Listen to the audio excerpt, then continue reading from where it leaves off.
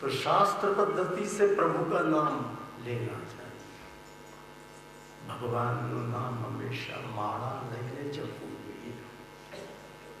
એ માળા ગૌમુખીમાં ઢાંકેલી રાખવી જોઈએ। માળા હંમેશા હૃદય આગળ રાખીને જપવી જોઈએ। ઘણા માળા કર્યો તો એવા લબડી પડે કે આખી માળા જમીન અડકી ગઈ। तुलसीनी माळा हृदय आगळ राखीने जपे एनु हृदय एटलू मजबूत बने कि वारे वारे हार्ट एटेक ना हुमला थाय। भगवान बस शास्त्र में जे पद्धति जपवानुं करते हो ए पद्धति थी प्रभु नाम लेवुं जोईए। अरे शास्त्र में आटला नाम लेवानी ना पाड़ी छे। शास्त्र में पोतानुं नाम नहीं लेवुं जोईए। पोताना मोड़े पोतानो परिचय नहीं आपवो जोईए। એટલે લોકોએ વિઝિટિંગ કાર્ડ હોધી કાઢે કે પોતાના મોડે પોતાનો પરિચય આપવો ન પડે, પોતાનું નામ બોલવું ન પડે। એટલે લોકો વિઝિટિંગ કાર્ડ છપાવ્યા એમાં નામ ને ડિગ્રીઓ ને ફેક્સ ને ઈમેલ નંબર ને કાર્ડની પાછળ ક્યાં ખજાનચી છે, ક્યાં મંત્રી છે, ક્યાં ટ્રસ્ટ, બધું ચલો હવે ઓલું કાર્ડ વાંચે એને ખબર પડી જાય કેટલો મોટો માણસ છે। હવે શાસ્ત્રમાં પોતાનું નામ લેવાની ના પાડી। બીજું ગુરુનું નામ લેવાની પણ ના પાડી છે। જે અતિ પ્રિય વ્યક્તિ હોય એનું નામ નહીં લેવું જોઈએ। શાસ્ત્રમાં ત્રીજું મોટા દીકરાનું નામ લેવાની પણ ના પાડી છે। અને ઘણા ઘરોમાં મોટા દીકરાને મોટા ભાઈ કહીને બોલાવે, વાલો કહીને બોલાવે, બાકી મોટા દીકરાનું નામ લેવાની ના પાડી છે। ચોથું શાસ્ત્રમાં પતિએ પત્નીનું નામ નહીં લેવું અને પત્નીએ પતિનું નામ પણ નહીં લેવું એ પણ ના પાડી છે। તમે કેમ હસો છો બધી મને ખબર છે। ડોબો થોડો જ 12 મહિના ભરતો મને બધી ખબર હોય। અત્યારની વાત નથી કરતો, જૂના જમાનાની વાતો કરું છું। કારણ કે બધા સુધરી ગયા મને ખબર જ છે કે એક જગ્યાએ હું ઊભો થયો, મેં પેલા બેનને કીધું જવું, મને કે બેસો હમણાં અશ્વિન મૂકી જશે તમને। મેં કહું તમારો બાપો તો કે નહીં મારા મિસ્ટર હવે અશ્વિન બોલે એટલે આપણે બાપો તો કે નહીં મારા મિસ્ટર કે મારો ઘરવાળાને પુકારો કરવાનો, નામ દેવાનું। હવે તો વધારે પડતા સુધરી ગયા છે।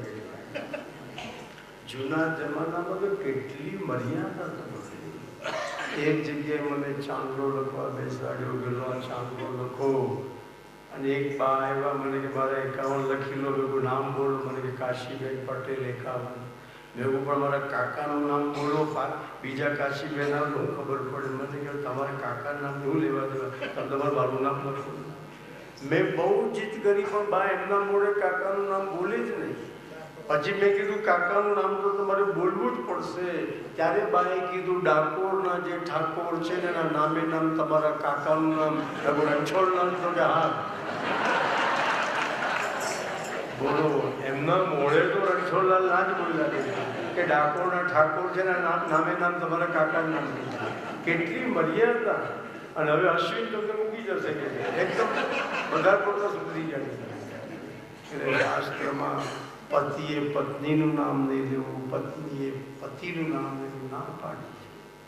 અને છેલ્લું શાસ્ત્રમાં કંજૂસ માણસનું નામ પણ નહીં લેવું।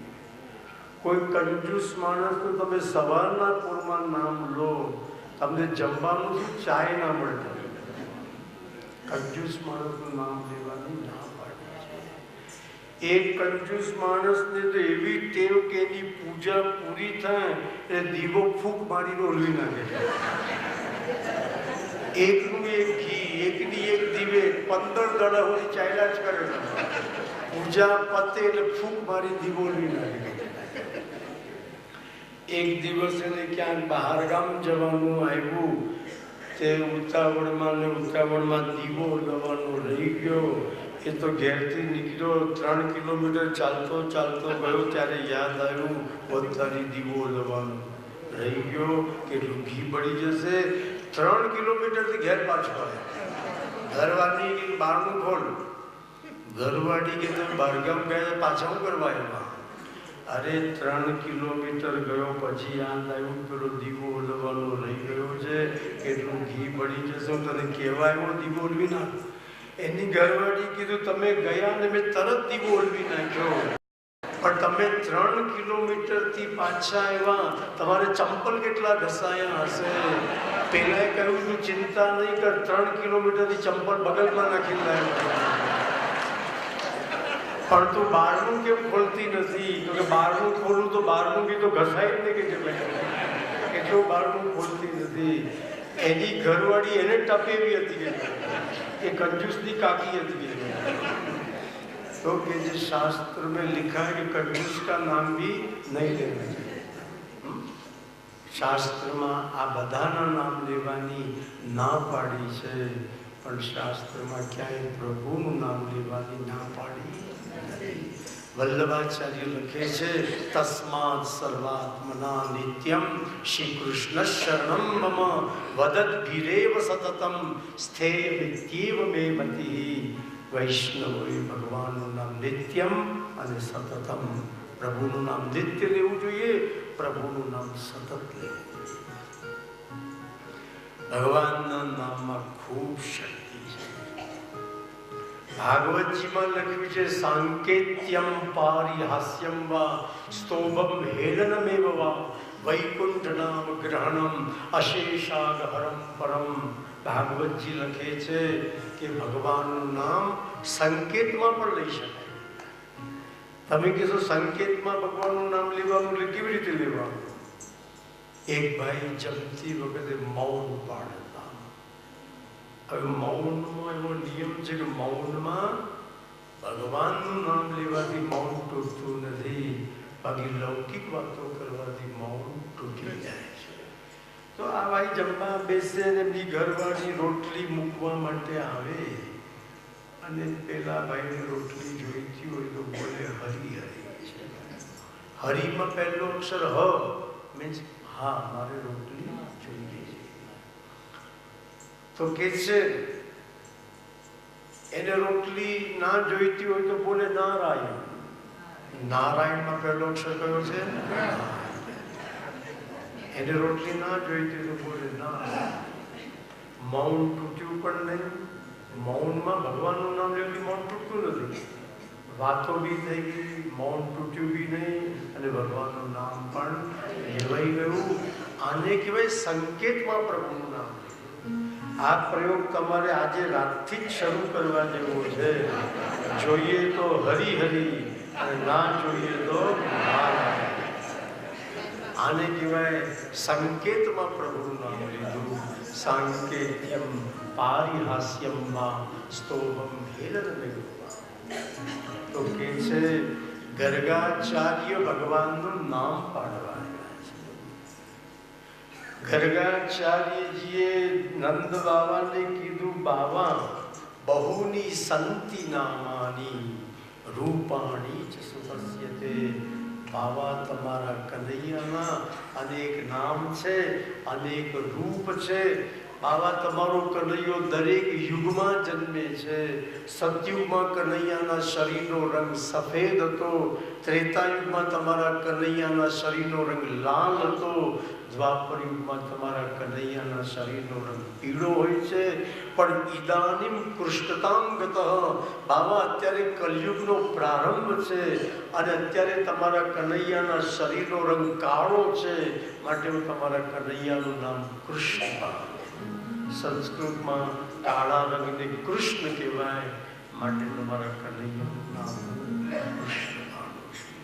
ગર્ગાચાર્યે ભગવાનનું નામ કૃષ્ણ પાડ્યું, બલરામનું નામ બલરામ પાડ્યું, ભગવાનનું એક નામ વાસુદેવ બી પાડ્યું. બધા ભગવાનને કહેવા લાગ્યા કનૈયા તું કાળો છે એટલે ગર્ગાચાર્ય તારું નામ કૃષ્ણ પાડ્યું, પણ કનૈયા તું કાળો કેમ છે? કનૈયાએ કીધું કંસનો કાળ થઈને પ્રગટ્યો છું, માટે કોઈ કે કૃષ્ણને પૂછ્યું, કનૈયા તું કાળો કેમ છે? કનૈયાએ કીધું, કાળી યમુનામાં દરરોજ સ્નાન કરું છું માટે હું કાળો થઈ ગયો છું. કોઈ કે પૂછ્યું, કનૈયા તું કાળો કેમ? કૃષ્ણે કીધું, મેં કાલિયનાગ સાથે ફાઇટિંગ કરી અને કાલિયનાગ જ્યારથી મને કરડી ગયો ત્યારથી હું પણ કાળો કાળો થઈ ગયો. सूरदास जी को किसी ने पूछा कि कृष्ण काले क्यों हैं? तो सूरदास जी ने जवाब दिया, सूरदास काली कामरिया पे चढ़े न दूजो रंग. दूसरे रंग पर काला रंग चढ़ जाता है और काले रंग पर दूसरा कोई भी रंग नहीं चढ़ सकता.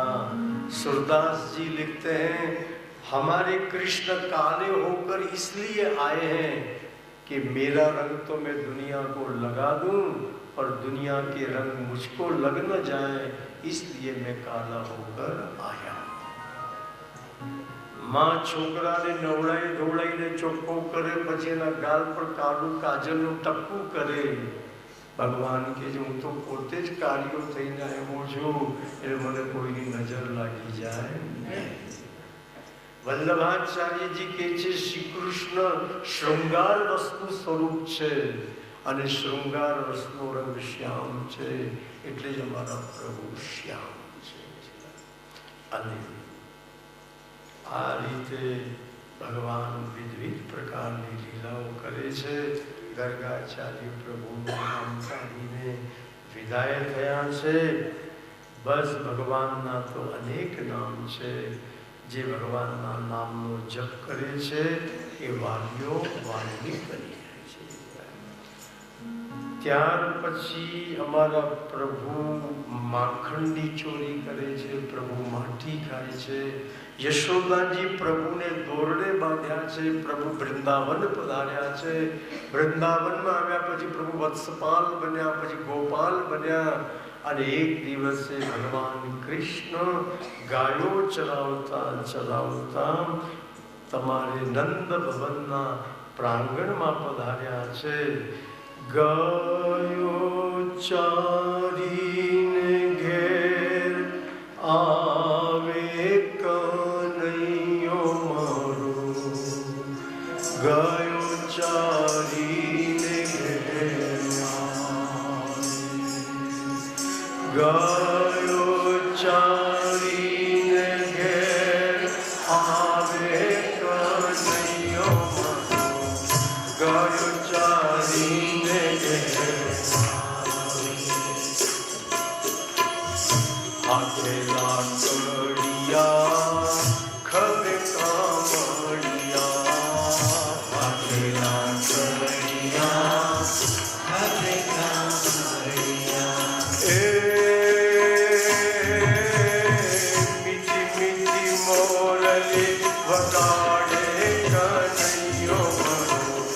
ગાયો ચારીને ઘેર આવે, મીઠી મીઠી મોરલી વગાડે કનૈયો મારો, ગાયો ચારીને ઘેર આવે. ગુંજા ફૂલના હાર મનોહર, ગુંજા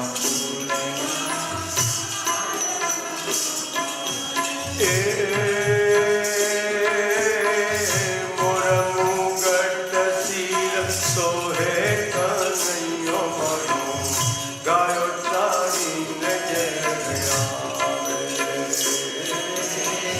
મોર મુગટ શિર સોહે કનૈયો મારો, ગાયો ચારીને ઘેર આવે.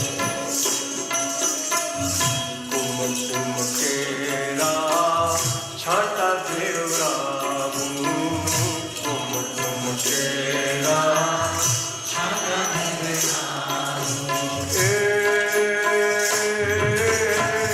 મોતીડે ચોક પુરાતું કનૈયો મારો, ગાયો ચારીને ઘેર આવે.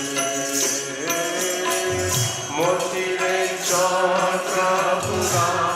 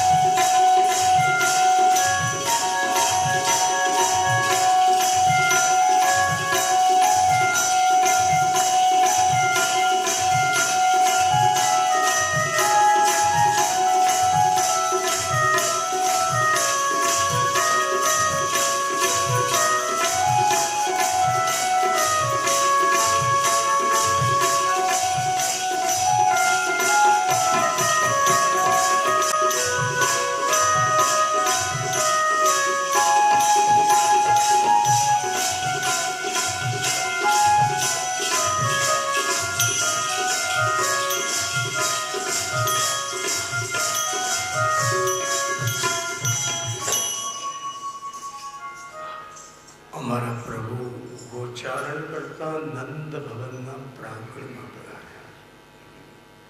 હવે આપણે ગોવર્ધન લીલા તરફ આગળ વધીએ છીએ.